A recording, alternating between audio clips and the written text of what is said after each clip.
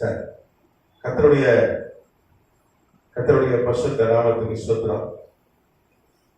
ஆண்டவராகிய இயேசுவின் நாமத்தினாலே இந்த சீகர் பால் பைபிள் இன்ஸ்டியூட் வேதாகம பயிலரங்கம் மற்றும் இந்த ஏபிசிடி ஆன்லைன் பைபிள் இன்ஸ்டியூட் இது ரெண்டும் இன்றைக்கு ஒன்றாக இன்றைக்கு வகுப்புகள் நடைபெறுகிறது. இதற்காக கர்த்தருக்கு நன்றி சொல்றேன். அருமையான பேராயர் சொன்னப்பன ஐயாவுக்காக, பாஸ்டர்மாக்காக வந்திருக்கிற தேவ ஊழியர், தேவ பிள்ளைகள், ஆன்லைன்ல இணைந்திருக்கிற தேவ கணக்கு தேவ ஊழியர்கள் மற்றும் தேவ பிள்ளைகளுக்கு நன்றியை தெரிவித்துக் கொள்கிறேன். தொடர்ச்சியா இங்க நம்ம சீகர் பால் பைபிள் இன்ஸ்டியூட்ல நம்ம தானியேல் தீர்க்கதரிசி புத்தகத்தை நம்ம தொடர்ந்து ஆய்வு செஞ்சுட்டு வரோம். ஆன்லைன்ல பார்த்தீங்கன்னா குருந்தியர் எழுதப்பட்ட நிருபங்களை, புதிய ஏற்பாட்டில் இருக்க நிருபங்கள் ஒரு விரிவான ஆய்வு என்கிற பாட தலைப்புல எபிஸ்டல் டீடைல் ஸ்டடி ஆஃப் எபிஸ்டல்ஸ் அந்த தலைப்புல குருந்தியருக்கு எழுதப்பட்ட நிருபங்களை ஆய்வு செய்து வரோம். ஆனா இன்றைக்கு ரெண்டு வகுப்புகளும் ஒன்றாய் இணைந்து இருப்பதனால இன்றைக்கு பழைய ஏற்பாட்டு ஆய்வு, ஓல்ட் டெஸ்டமெண்ட் சர்வே, அதாவது ஆங்கிலத்தில் ஓடி என்று சொல்வார்கள். ஓல்ட் டெஸ்டமெண்ட் ஓடி சர்வே, ஓல்ட் டெஸ்டமெண்ட் சர்வே, புதிய ஏற்பாடு ஆய்வு என்கிற பாட தலைப்பிலிருந்து நான் உங்களுக்கு கற்றுக்கொண்டு கொடுக்க ஏவப்படுகிறேன். கர்த்தர் நாமம் மகிமைப்படுவதாக.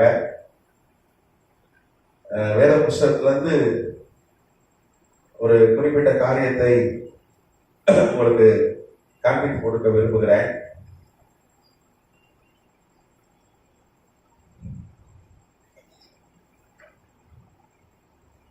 ஒன்று நாளாகும் 4ஆம் அதிகாரம்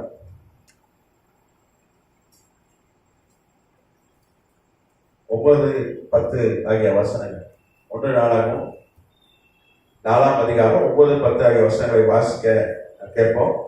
யாபேஸ் தன் சகோதரை பார்க்கிலும் கனம் பெற்றவனாய் இருந்தான். அவன் தாய் அவனை துக்கத்தோடு பெற்றேன் என்று சொல்லி அவனுக்கு யாபேஸ் என்று பெயரிட்டாள். யாபேஸ் இஸ்ரவேலின் தேவனை நோக்கி, தேவரீர் என்னை ஆசீர்வதித்து என் எல்லையை பெரிதாக்கி அது கரம் என்னோடு இருந்து தீங்கு என்னை துக்கப்படுத்தாதபடிக்கு அதற்கு என்னை விலக்கி காத்தருளும் என்று வேண்டிக் கொண்டார். அவன் வேண்டிக் கொண்டதை தேவன் அறினார். யாபேஸ் என்கிற ஒரு மனிதனை குறித்து இங்கே வேதத்தில் சொல்லப்பட்டிருக்கிறது. 1 நாளாகும் 4ஆம் அதிகாரத்துல 8, 9, 10 ஆகிய வசனங்களை நாம் வாசிக்க கேட்டோம். இந்த யாபேஸ் ஒரு கணம் பெற்றவனாய், கணம் புரிந்தவனாய் இருந்தான். எல்லாரை பார்க்கிலும் கணம் பெற்றவனாய் இருந்தான் அப்படின்னு வேதம் சொல்லுது.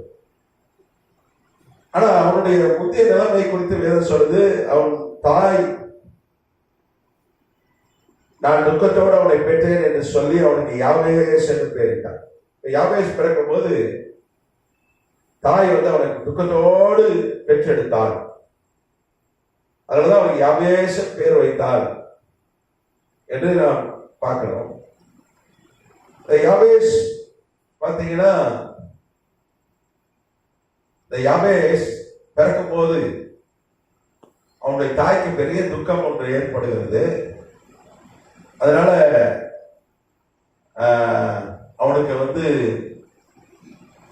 யாபேஸ் என்று பெயரிட்டால் துக்கத்தோடு அவனை பெற்றெடுத்தாள் என்று வேதம் சொல்லுது. இதை குறித்து நிறைய பிரசங்கம் கேட்டிருக்கோம். இதை குறித்து பிரசங்கிக்காத ஊழியரே இல்லைன்னு சொல்லணும். நிறைய பிரசங்கம் யாபேசை குறித்து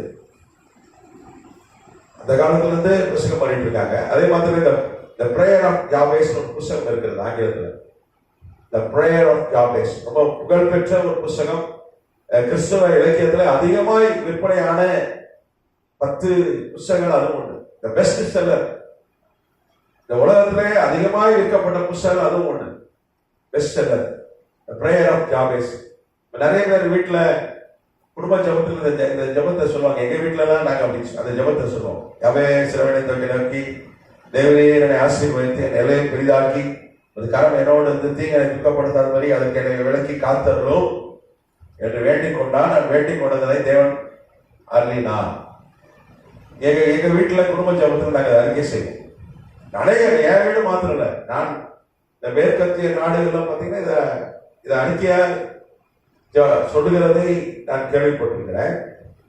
யாவே சொல்றது ஒரு முக்கியமான ஒரு நபராய் இங்கே வேதம் காண்பித்து கொடுக்கிறது. கர்த்தராமத்துக்கு ஸ்தோத்திரம். இந்த யாவேஸ் பார்த்தீங்கன்னா அவன் எங்கே பிறக்கிறான் என்று சொன்னால் அவன் கானான்ல பிறக்கிறான், கானான் தேசத்தில் பிறக்கிறான். அவனை குறித்து நிறைய வரலாற்று ஆதாரங்கள் இருக்கிறது. அதெல்லாம் உங்களுக்கு நான் காண்பித்து கொடுக்க விரும்புகிறேன். அவனை குறித்து நிறைய வரலாற்று ஆதாரம் இருக்கிறது. கர்த்தர் நல்லவர். நீங்க பாத்தீங்கன்னா அவனை குறித்து நிறைய தொல்லியல் துறை ஆய்வுகளும் இருக்கு. யாவேஸ் குறித்து நிறைய ஆர்கியாலஜி ப்ரொஃபஸர் இருக்கு. அவன் காலை யாவேஸ் கர்த்தராமத்துக்கு ஸ்தோத்திரம் எல்லா சகோதரரை பார்க்கணும், எல்லாரையும் பார்க்கணும் அவன் கனம் பெற்றவனாக இருந்தான். ஆனா அவனுடைய வாழ்க்கையின் துவக்கம் ஆரம்பம் எப்படி இருந்ததுன்னா, அவன் தாய் அவனை பெற்றெடுக்கும் போது துக்கத்தோடு பெற்றெடுத்தான். பொதுவா ஒரு பிள்ளை பேற்று என்பது ரொம்ப ஒரு தாய்க்கு வழிதான், பிரசவ வழி இருக்கிறதே கொடிய வழியா தான்.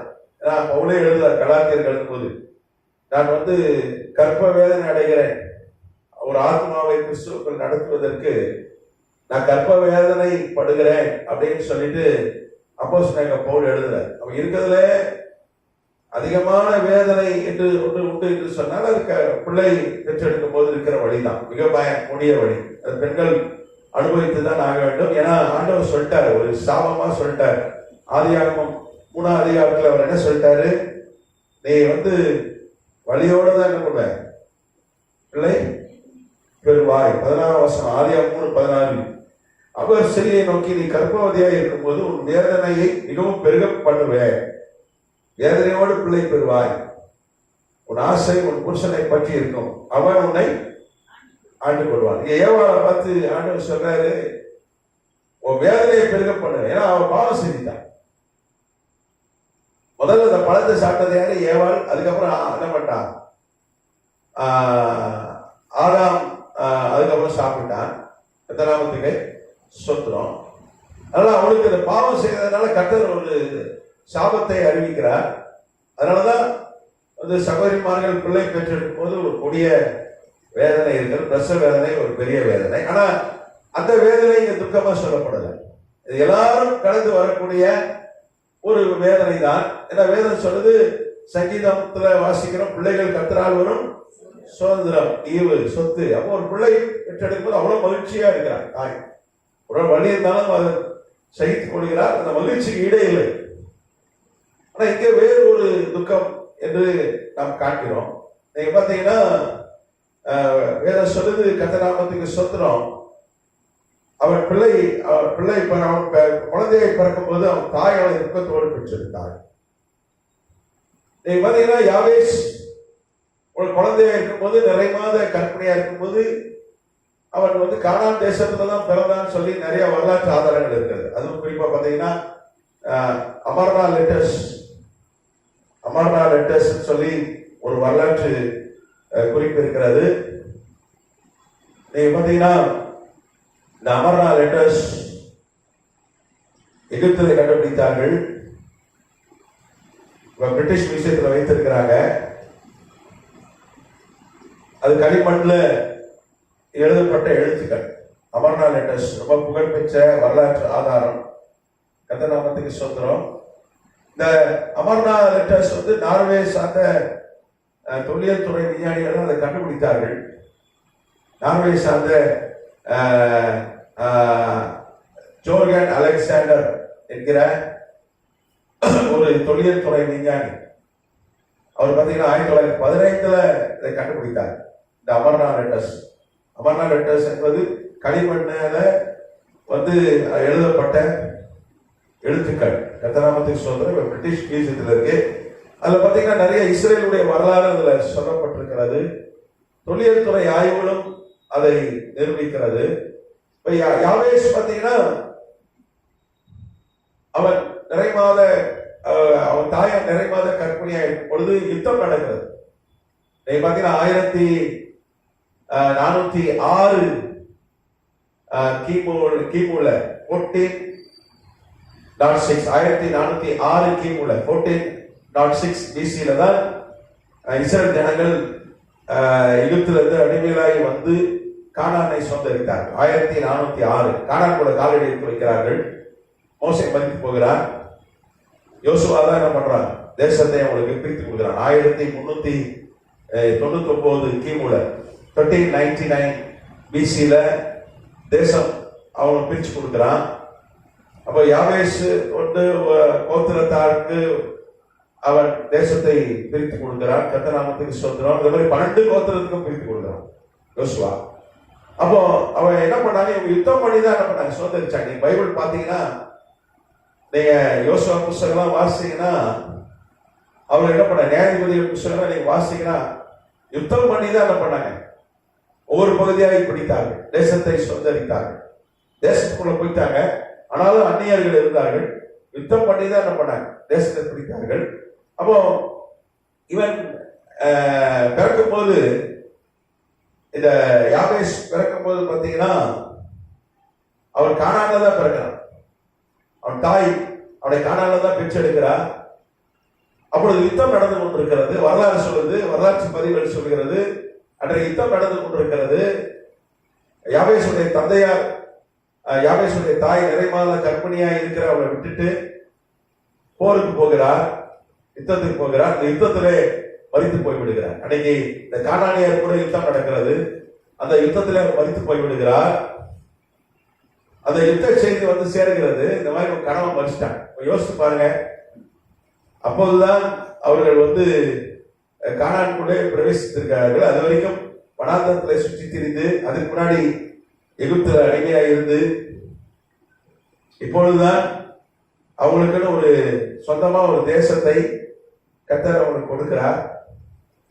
அவங்க சந்தோஷமா அவங்க நினைச்சிருப்பாங்க, நம்ம வந்து இந்த தேசத்துல ரொம்ப சந்தோஷமா இருக்கலாம் அப்படின்னு. இந்த தாய்க்கு, யாவேசுடைய தாய்க்கு ஒரு கனவு இருந்திருக்கா. எல்லாருக்கும் இந்த கனவு தானே, எல்லாருக்கும் ஒரு கனவு. அது குறிப்பா பாத்தீங்கன்னா 1354 மணிக்கணும் 94 1394 அப்படின்னா அவங்க தேசத்தை பிரித்து 5 வருஷம் ஆயிடுச்சு.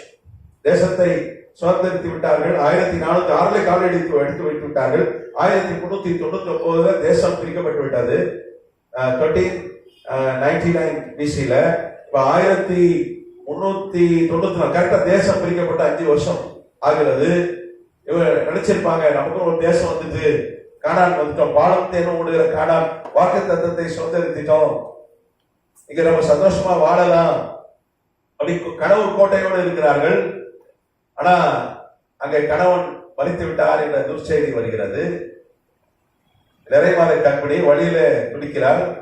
அங்கே கணவன் மறித்து விட்டார் செய்தி வந்தோட அவ அழுகிறார்.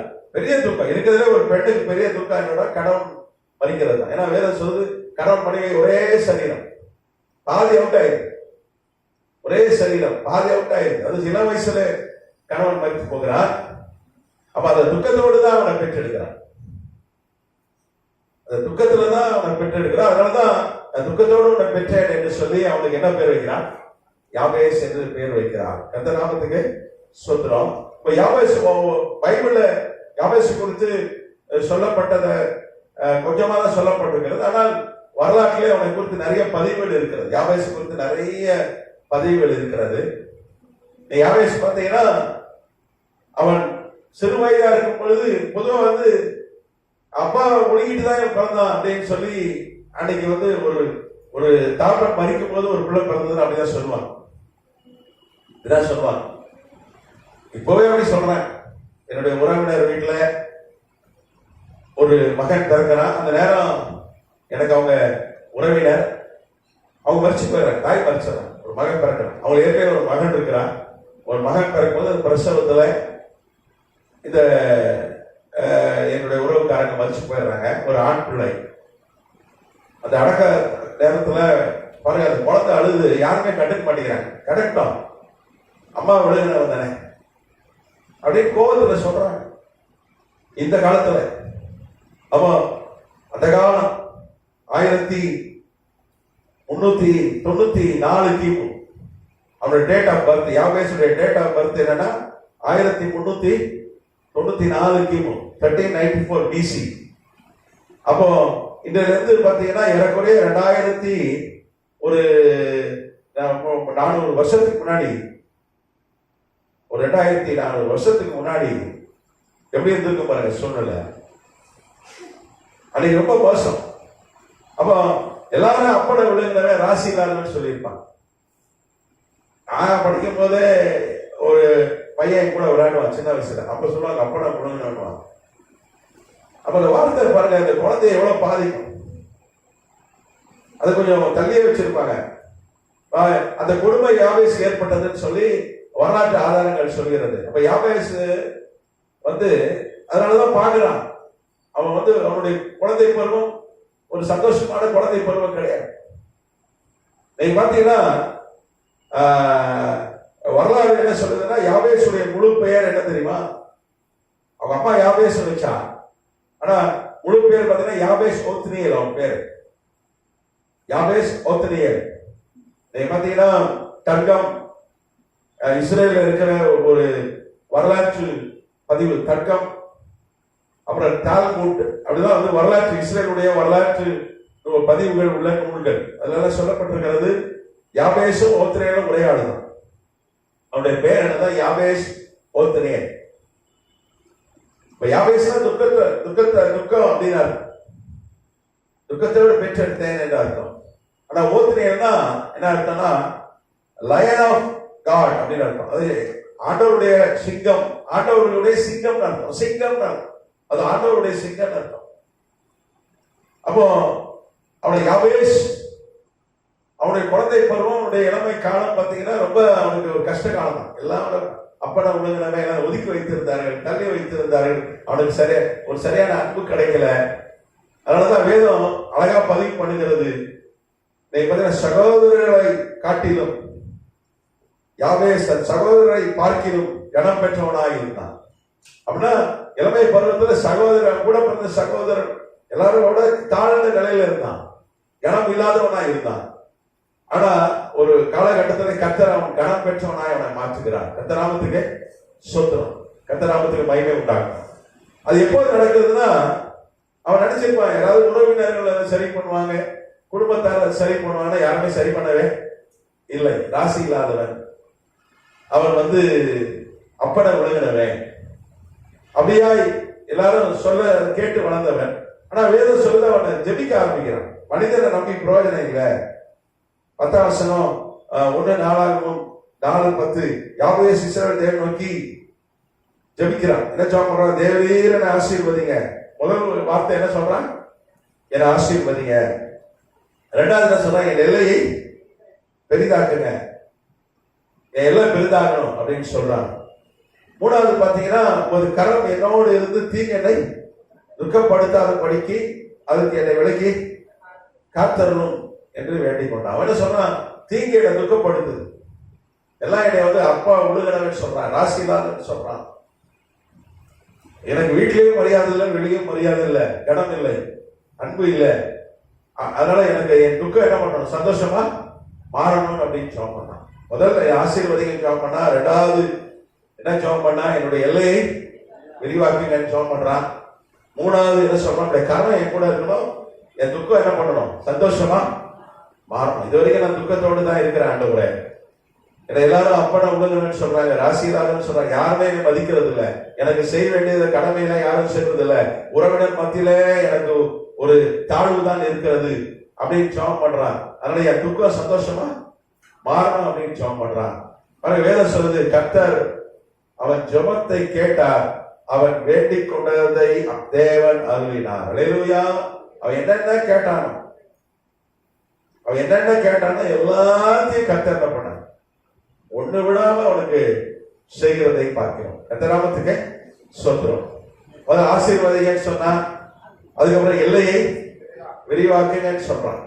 நீங்க பாத்தீங்கன்னா அவனை குறித்து நியாயாதிபதிகளையும் சொல்லப்பட்டிருக்கிறது. இந்த யாபேஸ் ஓத்னியேல் பாத்தீங்கன்னா அவனை குறித்து நியாயாதிபதிகள் புத்தகத்துல சொல்லப்பட்டிருக்கிறது. நியாயாதிபதிகள் 1ஆம் அதிகாரம் 12ஆம் வசனம். அப்பொழுது காலே கிரியாத் செப்பேரை சகாரம் பண்ணி பிடிக்கிறவனுக்கு என் குமாரத்தியாகிய அக்சாலை விவாகம் பண்ணி கொடுப்பேன் என்றான். அப்பொழுது காலேவுடைய தம்பியாகிய கேனாசு குமாரன் ஓத்னியேல் அதை பிடித்தான். ஆகையால் தன் குமாரத்தியாகிய அக்சாலை அவனுக்கு விவாகம் பண்ணி கொடுத்தான். நீங்க பாத்தீங்கன்னா இந்த வரலாற்று பதிவுகள் என்ன சொல்றதுன்னா, இந்த யாபேஸ் ஓத்னியேல் ரெண்டு பேரும் ஒரே ஆட்டினான். ரெண்டு பேர் அவனுக்கு பைபிள் பாத்தீங்கன்னா சீமோன், ஆனா பேதுருன்னு ஆண்டவர் சீமோன் பேதுரு கேவா, கரெக்டா? அதே மாதிரி ரெண்டு பேர், இந்த மாதிரி பல பேர் உள்ள ஆட்கள் உண்டு பைபிள்ல. யாக்கோபு, இஸ்ரேல். அதே மாதிரி இவனுக்கு கர்த்தர் இவன் ஜெபம் பண்றான், எல்லையை விரிவாக்குங்கன்னு ஜெபம் பண்றான். அப்போ ஒரு பிரச்சனை ஒன்று தேசத்துல இருக்கிறது. அதுவும் அன்றைக்கு தேசத்தை பிரித்து கொடுத்து விட்டாயிடுச்சு. 12 மாநிலங்களா பிரிச்சுட்டாங்க. 12 ஒரு கோத்திரத்துக்கு ஒரு பகுதி மாநிலம்னு. அன்னைக்கு யூதா கோத்திரத்துக்கு தலைவர் யாருன்னா காலேப். காலேப் நமக்கு தெரியும், அன்னைக்கு ஃபேமஸான பேரு. அதாவது யோசுவா தேசாதி நியாயாதிபதி. யோசுவா தான் பிரைம் மினிஸ்டர் வச்சீங்களேன். காலேப் யாரு? முதலமைச்சர். நமக்கு மோடி ஐயா பிரைம் மினிஸ்டர், நமக்கு சீஃப் மினிஸ்டர் யாரு? முதலமைச்சர் யாரு? மாண்புமிகு ஜோசப் விஜய், கரெக்டா? அது மாதிரி காலேப் யூதா கோத்திரத்துக்கு தலைவர். இப்போ ஒரு பிரச்சனை, அங்க யுத்தம் போய் கொண்டிருக்கிறது, யுத்தம் நடந்து கொண்டிருக்கிறது. அப்ப காலேப் என்ன சொல்றான்? கிரியாத் செப்போரை சங்காரமணி பிடிக்கிற அதை ஜெயிக்கிற ஆளுக்கு தான் என் மகளை கட்டி கொடுப்பேன் அப்படின்றான். முதலமைச்சர் என்ன சொல்றாரு? என் மகள் நான் யாருக்கு கொடுப்பேன்னா இந்த கிரியாத் செப்போரை சட்டம் போட்டு அதை பிடிக்கணும், அதை பிடிச்சு அதை தேசத்தோடு இணைக்கணும். அப்படிப்பட்டவனுக்கு தான் என்னுடைய மகளை கட்டி கொடுப்போன்னு யாருமே முன் வரல. யாரும் முன் வந்தா? ஓத்னியேல் முன் வரும். ஓத்னியேல் முன் வருகிறான். இந்த யாபேஸ் ஓத்னியேல் முன் வருகிறான். காரணம் அவன் ஜெபம் பண்றான், ஆண்டவரே ஆசீர்வதிங்க, எல்லைய பெரிதாக்குங்க. நீங்க பாருங்க, வரலாற்றுல ஒரு ஆச்சரியம் என்னன்னா, அவங்களுக்கு திருமணமே யாருமே பண்ணி வைக்கல.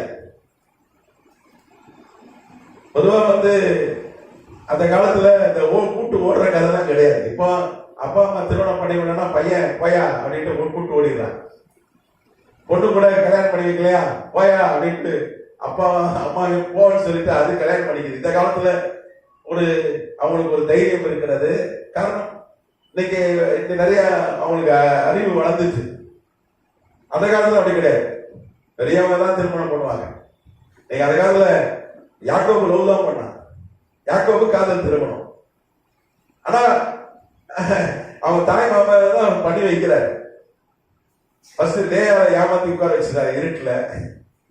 அதுக்கப்புறம் ராகேல கொடுக்குறாரு. தாவீது கூட லவ் மேரேஜ் தாங்க. ஃபர்ஸ்ட் யாருக்கு லவ் பண்ணி கட்டினான்? சவுலுடைய மகளை லவ் பண்ணான். சிலர் சொல்லுவாங்க காதலிக்கிறது ரொம்ப பாவம். ஒரு விசுவாசியை காதலிக்கலாம், விசுவாசிக்கும் சம்பந்தம் ஏது, ஐக்கியம் ஏது. அதுல கொஞ்சம் முறைப்படி கேட்டு திருமணம் பண்ணலாம், கூட்டு ஓடலாம் கூட. விரும்பி அப்படிதான் தாவீது பண்றான், லவ் பண்றான், சவுல் கல்யாணம் பண்ணி வைக்கிறான். யாக்கோபு காதலிக்கிறார், அந்த பெண் வீட்டார் என்ன பண்றாங்க, திருமணம் செய்து வைக்கிறார்கள். கர்த்தராமத்துக்கு ஸ்தோத்திரம். அவன் யாக்கோபுடைய கல்யாணத்துக்கு ஈசாக்கு வரல, அம்மா ரெபேக்காவும் வரல. ஏன்னா அவன் தூரமா இருக்கிறான். இவன் இருந்தது ஈராக்ல, மெசொப்பொத்தாமியால, கல்தேயர் தேசத்துல, அவங்க இருந்தது கானான்ல, ஏறக்குறைய 1500 கிலோமீட்டர். இந்த கல்யாணத்துக்கு வந்து போனோம்னா ரொம்ப லேட் ஆகும், நடக்கணும், ரொம்ப தூரம் நடக்கணும். அன்னைக்கு பிரயாணம் ரொம்ப கடினம். கதிராமத்துக்கு சொத்துறோம். அப்போ யாராவது பெரியவங்க கல்யாணம் பண்ணி வச்சாதான் உண்டு, பெரியவங்க கல்யாணம் பண்ணி வச்சாதான் உண்டு. ஆனா இவனதான் ஒரு முத்திரை குத்திட்டாங்களே, அப்பட விலங்கின ராசி இல்லாத, அதனால இவனுக்கு எவனும் பொண்ணு கொடுக்க தயாராகலை என்று வரலாற்று குறிப்புகள் சொல்கிறது. எவனும் வந்து பொண்ணு கொடுக்க தயாரா இல்லை. நீங்க பாத்தீங்கன்னா தர்கம் மற்றும் டால்முட் இதெல்லாம் வந்து அவனை குறித்த நிறைய வரலாற்று பதிவுகள் உள்ள பண்டைய வரலாற்று நூல்கள், இஸ்ரேல்ல இருக்கிற நூல்கள். அப்போ இவனுக்கு எடுத்து யாரும் செய்யல. இவன் வந்து தள்ளப்பட்டவனாய் இருந்தான். காரணம், அவன் மேல ஒரு முத்திரை இருந்தது. இவன் தள்ளப்பட்டவனாய் இருந்தான். யாரும் அவனுக்கு செய்யல. அவன் தள்ளப்பட்டவனாய் இருந்தான். இப்போ தேசத்துல ஒரு பிரச்சனை ஏற்படுகிறது. காலை அவன் தான் வந்து யூதா தேசத்துக்கு, அவன் தான் யூதா கோத்திர தலைவனா இருக்கிறான். இன்னைக்கு கணக்குல சொன்னா சீஃப் மினிஸ்டரா இருக்கிறான். அவன் என்ன சொல்றான், அந்த கிரியாட் ஷெபேரை யார் பிடிக்கிறாங்களோ அவங்களுக்கு என் மகள் அக்ஷாவை கட்டி கொடுப்பேன். நாமத்துக்கு சொத்துறோம். இப்ப இவன் போறான், கர்த்தர் இவனை ஆசீர்வதிக்கிறார், இவனுக்கு பலன் தர்றார், இவனுக்கு பெரிய வெற்றியை கொடுக்கிறார். அல்லேலூயா சொல்லுவோமா? காரணம் ஜெபம். ஆண்டவரே என்ன ஆசீர்வதிங்க, என் இல்லைய இப்ப குடும்பம் எல்லை பெருசாதான். இப்ப எல்லை பெரிதாகனா என்ன, இப்ப சீக்கிரம் கல்யாணம் ஆகும் போது ஐயா பாஸ்டர் ஐயா குடும்பம் எல்லாம் என்ன போகுது, அதுவும் என்ன பெருசா போதுதான். ஒரு குழந்தை வருது, அது எல்லாம் என்ன ஆகும், பெருசாகும். அப்படிதானே? என் மருமக 7 மாசம் கர்ப்பிணியா இருக்கா, ஜோம் பண்ணிக்கிங்க. ஒரு குழந்தை கத்துக்க வரும்போது எல்லாம் என்ன பண்ணுது, பெரிதாக போகுது. ஃபர்ஸ்ட் கத்த என்ன பண்ண, குடும்ப எல்லையை பெருசாக்குறாரு. குடும்ப எல்லையை பெருசாக்குறாரு. அவன் ஜோம் பண்றான். அந்த கிரியாத் செப்போன்றது எப்ரோன். எப்ரோன் ஒரு பட்டணம் பைபிள் இருக்கு, அதுதான். ரெண்டும் ஒண்ணுதான். இன்னைக்கு இஸ்ரேல் தேசம் பாத்தீங்கன்னா எப்ரோன் பட்டணம் இருக்கிறார். இந்த எப்ரோன்ல தான் நீங்க பாத்தீங்கன்னா ஆபிரகாமுடைய கடலாம், ஈசாக்கு யாக்கோபுடைய கடலாம் அங்கதான் இருக்கு. இன்னைக்கு அங்க போனீங்கன்னா பார்க்கலாம், இஸ்ரேல் போனீங்கன்னா பார்க்கலாம். கர்த்தர் நாமம் மகிமைப்படுவதாக. அவன் இவன் போய் யுத்தம் பண்ணி ஜெயிக்கிறான். கர்த்தர் ஒரு பெரிய வெற்றியை கொடுக்கிறார். உனக்கு வேற வழி இல்ல, காலைக்கு வாக்கு கொடுத்துட்டான். இவனுக்கு எவன் ஜெயிக்கிறானோ அவனுக்கு பொண்ணை தரேன்னு வேற வழி இல்லை, அவனுக்கு கட்டி கொடுத்தான். அக்ஷா என்கிற ஒரு பெரிய இடத்து பெண்ணை அவன் திருமணம் பண்ண கர்த்தர் உதவி செய்கிறார். அல்லேலூயா. அவன் நினைச்சிருப்பான், ஏதாவது ஒரு பொண்ணு பெற்றா போதும், நமக்கு அவ்வளவு பெரிய இடம்லாம் வேணாம், சீஃப் மினிஸ்டர் பொண்ணுலாம் வேண்டாம், சாதாரண வீட்டு பொண்ணு கட்சா கூட போதும் தான் இருந்தான். அதை கூட அவனுக்கு ஏற்படுத்தி கொடுக்க ஆள் இல்லை என்று வரலாற்று குறிப்புகள் சொல்றது. ஆனா கர்த்தர் பாருங்க, காலேபுடைய மகள் அக்ஷாவை அவனுக்கு மனைவியாய் கொடுக்கிறார். அல்லேலூயா. நீங்க பாத்தீங்கன்னா 14ஆம் வசனம் பாத்தீங்கன்னா நியாயாதிபதிகள் 1:14 சொல்லுது, அவள் புறப்படுகையில் என் தகப்பனிடத்தில் ஒரு வயல்வெளியை கேட்க வேண்டும் என்று அவனிடத்தில் உத்தரவு பெற்றுக்கொண்டு கழுதை மேலிருந்து இறங்கினான். காலேப் அவளை நோக்கி உனக்கு என்ன வேண்டும் என்றான். இப்ப கிளம்புறா, கல்யாணம் கட்டியாச்சு. அந்த ஓத்துனியல் யாபேஸ் ஓத்துனியல் கூட சேர்த்து வச்சாச்சு, திருமணத்துல அனுப்பி வைக்கிறான். போய் புருஷன் வீட்டுக்கு அனுப்பி வைக்கிறான். அப்ப என்ன பண்றா, அவ புருஷன் கிட்ட ஒரு பெர்மிஷன் கேட்கிறான். அக்ஷா யார்கிட்ட பெர்மிஷன் கேட்கிறா, கணவனாகிய யாபேஸ் ஓத்துனியல் கிட்ட என்ன பெர்மிஷன் கேட்கிறா, நான் என் தகப்பன்ட்ட போய் ஒரு வயல் கேட்க போறேன், கொஞ்சம் பெர்மிஷன் கொடுங்க அப்படின்றா. உடனே சரின்றா. அவன் என்ன பண்றா, கழுதையில இருந்து கீழே இறங்குகிறான், காலேப் கிட்ட போறான். காலேப் கிட்ட என்ன சொல்றான், 15 வசனம், அப்பொழுது அவள் எனக்கு ஒரு ஆசீர்வாதம் தர வேண்டும், வறட்சியான நிலத்தை எனக்கு தந்தீங்க, நீங்க தந்த நிலம்லாம் தண்ணீர் வந்து செழிப்பில்லாத ஒரு நிலம், தண்ணி பாய்ச்சல் இல்லாத நிலம், அதனால இது விவசாயத்துக்கு சரியான பிரயோஜனம் இருக்காது. அதனால நீர் பாய்ச்சலான நிலங்களை எனக்கு தர வேண்டும் என்றார். அப்பொழுது காலேப் மேற்புறத்திலும் கீழ்ப்புறத்திலும் அவருக்கு நீர் பாய்ச்சலான நிலங்களை கொடுத்தான். நீங்க கவனிங்க, ஒரு கோத்திர தலைவனுடைய மகளை கட்டுகிறான், அக்ஷாலை கட்டுறான், பெரிடத்து பெண்ணு. ஆனா பாருங்க, அவன் புருஷனுக்கு எப்படி அடங்கி இருக்கிறா பாருங்க. எங்க அவங்க அப்பாட்ட பேசுறது கூட என்ன கேட்கிறான், புருஷன் கிட்ட பெர்மிஷன் கேட்கிறான். நான் ஒரு காரியம் எங்க அப்பாட்ட கேட்கலான்னு இருக்கேன், எப்படி போட்டோமா? ஒரு கீழ்ப்படிதல் உள்ள ஒரு சப்மிசிவ் ஒரு பெண்ணை கர்த்தர் கொடுக்கிறார். நீங்க வேதத்தின் படி பார்த்தீங்கன்னா, நீங்க நீதிமொழிகள் 31 சொல்லுது, குணசாலியான ஸ்திரியை கண்டுபிடிப்பவர் யார்? பாருங்க, ஒரு ஜெபம் பண்றான், கர்த்தர் அவனுக்கு ஒரு குணசாலியான அக்ஷாவை கொடுக்கிறார். அப்பா அம்மாட்ட பேசுறது கூட புருஷன் கிட்ட கேட்டுட்டு தான் பேசுறோம். இந்த காலத்துல யாராவது அப்படி பேசுவாங்களா? இல்ல. புருஷனா எங்க அம்மா அப்பாவா, என் அப்பா அம்மா தான், நீ போ, ஓடி போ, எங்க வீடு தான், தாய் வீடு தான். எனக்கு தெரிஞ்ச ஒருத்தர் உண்டு, அவர் அப்படிதான் கேட்டார். அந்த அம்மா வீட்டுக்கே முக்கியத்துவம் கொடுக்கும். அவர் கேட்டார், நானா அம்மா அப்பாவா கூட பிறந்தவங்க அவங்க தான், நான் அப்படிதான் இருப்பேன், இஷ்டம் தான் இரு, கஷ்டம்தான் போ அப்படின்ட்டு. அவங்க வீட்டு பக்கத்துல ஒரு ஆறு ஓடும், இவருக்குள்ள உடஞ்சி போச்சு. அதான் வசதியான குடும்பம் தான், பொண்டாட்டி இப்படி சொல்லிட்டான், படிச்சவர் தான் அந்த அம்மா. உடனே ராத்திரி என்ன பண்ணாரு, இந்த வீட்டுல இருக்கக்கூடாது இனிமே, புருஷன் எனக்கு முக்கியம் இல்ல, அப்பா அம்மா தான் முக்கியம்ட்டா. வேற ஆத்துக்கு போயிட்டாரு, ஆத்தங்கரில் போய் உட்காந்துட்டாரு. போலீஸ் அந்த வழியா வந்திருக்கிறான், அந்த கேஸ்ல முடிச்சுட்டு போயிட்டான். நைட்ல உட்கார்ந்து இருந்தாரு ஆத்தங்கரில். அங்க வர அன்னைக்கு ஒரு கொலை வந்து போச்சு. இந்த கொலை கேஸ்ல இவரை கொண்டு போய் வச்சுட்டான். விக்கியோட போயிட்டான் மனுஷன். அப்புறம் போலீஸ் வீட்டுக்கு போன் பண்ணி என்னன்னு கதைன்னு கேட்டா, இந்த கதை கோச்சிட்டு போன ஒரு போலீஸ்ல சந்தேக கேஸ்ல முடிச்சிட்டான். இன்னைக்கே அப்படிதான் இருக்கு. ஆனா அன்னைக்கு பாருங்க, அவன் எவ்வளவு பெரிய இடத்து பெண், அவரு கோத்திர தலைவன் காலேபுடைய மகள், ஒரு சீஃப் மினிஸ்டர் காட்டிலும் சக்தி வாய்ந்த ஒரு பதவியில் இருந்த ஒரு மனிதனுடைய மகள். அவன் என்ன பண்றான், காலேப் கிட்ட இவர்கிட்ட கேட்கிறான், ஒருத்தர் ஏன் பேசிட்டேன், எங்க அப்பா கிட்ட பேசலான்னு போறேன், பேச போட்டா அவன் பெர்மிஷன் கொடுக்குறான். அவன் பாருங்க, ஒரு குணசாலியான பெண்ணை கர்த்தர் அவனுக்கு கொடுத்தார். ஏவாள் கூட ஆதாம் தெரியாம போய் பழத்தை பறிச்சு சாப்பிட்டான்.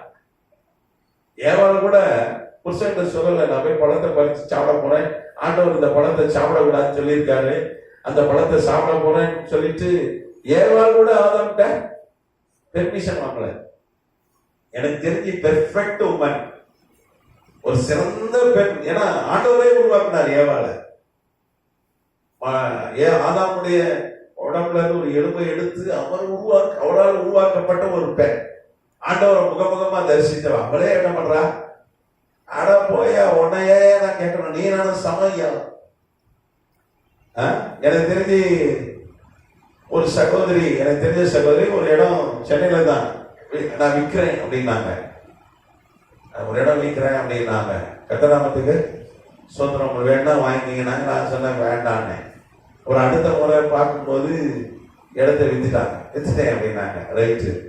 அப்புறம் கொஞ்ச நாள் கழிச்சு அவங்க கணவரை பார்த்தேன், ரோட்ல பார்த்தேன், பேசினேன். அந்த இடம்லாம் வித்துருச்சு போல இருக்கு. எந்த இடம் அப்படின்னாரு. அங்க ஒரு இடம். அப்படியா, வித்துருச்சா? எனக்கு தெரியாது. பொண்டாட்டி என்ன பண்றா, புருஷனுக்கு தெரியாம லேண்ட வித்துட்டான். ஆனா வேதனை சொல்றது, கணவன் மனவனும் ஒரே சரீரம். குணசாலியான ஸ்திரீ எப்படி இருக்கிறான்னா, ஒரே சரீரமா கணவனுக்கு கீழ்ப்படிந்து இருக்கிறார் அப்படின்னு வேதம் சொல்லுது. அல்லேலூயா. ஒரு குணசாலியான பெண்ணை கர்த்தர் கொடுக்கிறார். வேதம் சொல்லுது, புத்தி உள்ள ஸ்திரீ வீட்டை கட்டுகிறார், புத்தி இல்லாதவர் என்ன பண்ணலாம்?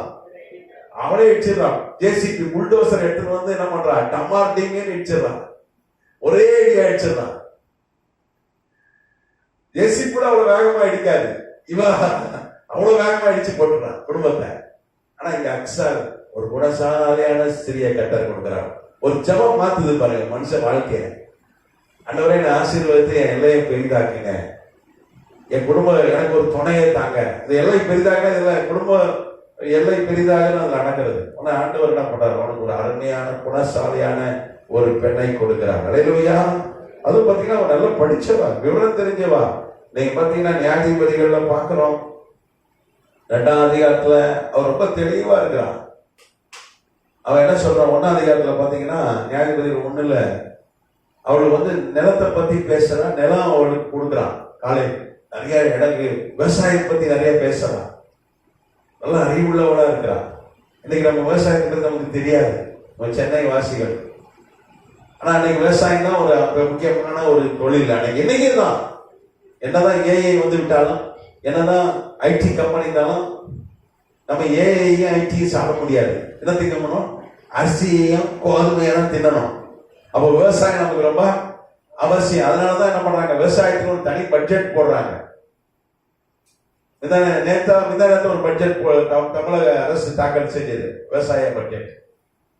அப்போ விவசாயம் ரொம்ப முக்கியமா இருக்கிறது. அப்போ பாருங்க, பெரிய ஒரு அறிவாளியா இருக்கிறார், ஒரு புத்தி உள்ள ஸ்திரியா இருக்கிறார். காண்டவர் பாருங்க, ஒரு நல்ல மனைவிய, குணசாலியான மனைவியை கர்த்தர் அவனுக்கு கொடுக்கிறார். ஒரு அழகே சொல்லுவோமா?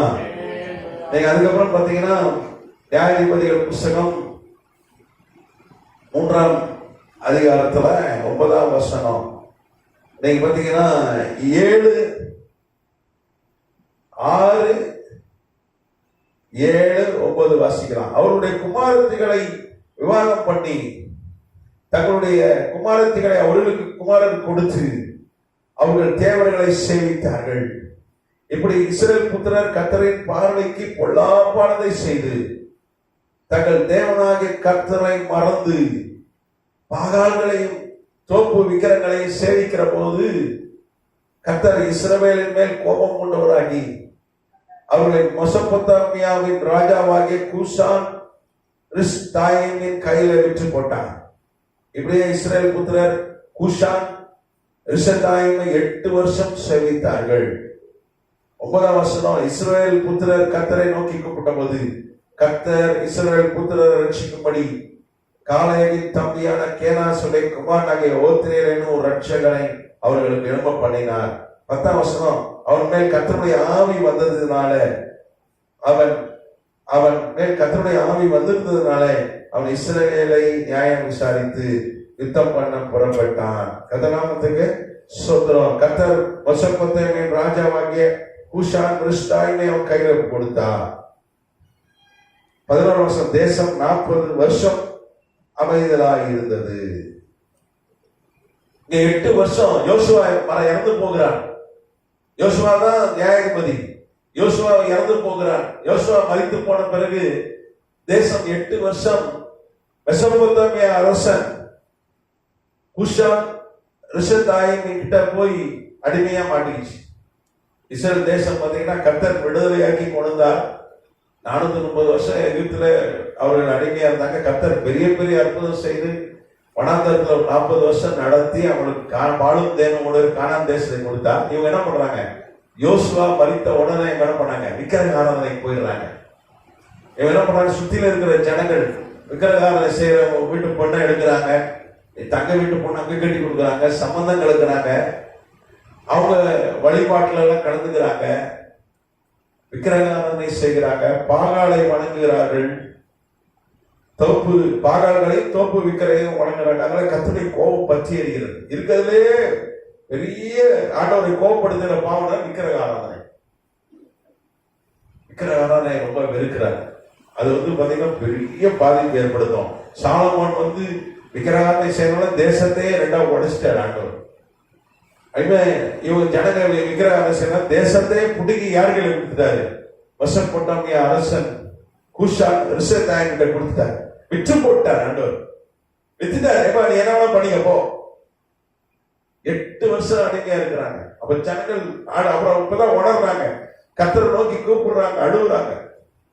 வேதம் சொல்லுது, பரிசுத்த ஆவியானவர் யார் மீது இறங்கினார்? யாபேஸ் ஓத்திரியர் மீது இறங்குறார். நீங்க பாத்தீங்கன்னா பழைய ஏற்பாட்டுல பரிசுத்த அபிஷேகம் யாராவது ஒருத்தர் தான் பெற்றிருந்தாங்க. எல்லார் மேலும் இன்னைக்கு மாம்சமான யாவர் மேல ஆவியை ஊற்றி இருக்கிறார். சின்ன பிள்ளைகள் இருந்து வயசான வரைக்கும் நீங்க பரிசுத்தாய் பெற்றிருக்கிறார்கள். ஆனா அன்றைக்கு அப்படி இல்லை. யாராவது ஒருவர் பரிசுத்தாக அபிஷேகம் பெற்றிருந்தாங்க. மோசே பெற்றிருந்தாங்க. இப்படி யாராவது ஒரு ஆள், எலியா, எலிசா, தாவீது, சவுல், இப்படி ஒரு ஆள், சாமுவேல், எல்லாருக்கும் அந்த பரிசுத்தாக அபிஷேகம் கிடையாது. ஆனா ஓத்தினியல் மீது பரிசுத்த ஆவியானவர் இறங்கினார். ஹல்லேலூயா. பார்த்தா ஒருத்தன் ஜெபம் பண்றான், எல்லையை பெரிதாக்குங்க ஆண்டவரை, ஆசீர்வதிங்க, என் துக்கம் சந்தோஷமா மாறணும். ஒருத்தன் ஜெபம் பண்றான். கர்த்தர் என்ன பண்றார்? முதல்ல அவனுக்கு ஒரு குடும்பத்துல ஒரு ஆசீர்வாதத்தை கொடுத்து ஒரு மனைவியை கொடுக்கிறார். அது ஒரு புத்திசாலியான பெண்ணை, அது குணசாலியான ஒரு பெண்ணை கொடுக்கிறாரு. இப்ப அடுத்தது அவனுடைய எல்லையை கர்த்தர் விரிவாக்குறார். எப்படின்னா அவன் மீது பரிசுத்த ஆவியானவர் இறங்குகிறார். ஹல்லேலூயா. நீங்க பரிசுத்த ஆவியானவர் மேல இறங்கினா எல்லை பெருசாகும். பரிசுத்த ஆவியை நீங்க பெற்றுக் கொண்டீங்கன்னா உங்க எல்லைகள் பெருசாகும். இங்க அப்படிதான் இந்த ஓத்திரியல், யாபேஸ் ஓத்திரியனுடைய எல்லை பெருசாகுது. பரிசுத்த ஆவியை இறங்குறார். அவன் என்ன பண்றான்? யுத்தத்துக்கு போய் மெசொப்பொத்தாமிய அரசனை தோற்கடிக்கிறான். 8 வருஷமா தோற்கடிக்க முடியாத ஒரு அரசனை, அந்த கூஷான் ரிஷத்தாயிம, மெசொப்பொத்தாமியன்றது இன்னைக்கு ஈராக். இந்த காலத்துல அது ஈராக் அரசனை அவன் என்ன பண்றான்? தோற்கடிக்கிறான். அதுக்கப்புறம் 40 வருஷம் ஆட்சி செய்கிறான். ஹல்லேலூயா. ஒரு ஆரம்பம் ரொம்ப இருக்கும் அவனுடைய ஆரம்பம். எல்லாரும் அவனால் புறக்கணிக்கப்பட்டவன், எல்லாராலும் தள்ளப்பட்டவன். எல்லா மனிதரும் அவனை வெறுத்தார்கள். எல்லாரும் அவன் மீது ஒரு முத்திரை குத்தினார்கள். இவங்க அம்மா இந்த துக்கத்தோடு பெற்றார். இவன் பிறக்கும் போது அப்பனை விழுங்கிட்டு பிறந்தான்.